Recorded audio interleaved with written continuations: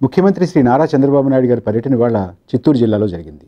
పల్మనేరు దగ్గర బొమ్మిరెడ్డి గ్రామంలో ముఖ్యమంత్రి గారు అరక దున్ని విత్తనాలు చల్లి చంద్రన్న రైతు క్షేత్రం పథకంలో పాల్గొన్నారు. పలమనేరులో విద్యా సదస్సులో పాల్గొన్న ముఖ్యమంత్రి విద్యాశాఖకి ఎక్కువ నిధులు కేటాయించామని, ప్రతి బడికి వైఫై సౌకర్యం కల్పిస్తానని చెప్పారు. అక్కడ రామమూర్తి అనే వ్యక్తి ₹1 కోటి విరాళం ఇస్తే బాలికల విద్య కోసం అక్కడ జూనియర్ కళాశాలని ప్రభుత్వం తరపున ఏర్పాటు చేస్తామని ముఖ్యమంత్రి గారు హామీ ఇచ్చారు. విజయవాడ నుంచి చిత్తూరు జిల్లా పర్యటనకి వెళ్లే ముందు ముఖ్యమంత్రి గారు పొగాకు రైతులను కలిశారు. వారికి ఈ సంవత్సరం కొనుగోలు సరిగా లేవని, వారు చాలా ఇబ్బందుల్లో ఉన్నామని చెప్తే 22వ తారీఖున హైదరాబాద్లో ఒక బోర్డుతోటి మీటింగ్ పెట్టి వారి యొక్క సమస్యల పరిష్కారానికి కృషి చేస్తాను అని వారితో చెప్పారు. ఈ ఉదయం పట్టిసీమ రైతులు విజయవాడలో ముఖ్యమంత్రి గారిని కలిశారు. వారికి ఉన్నటువంటి ఇబ్బందులు చెప్పారు.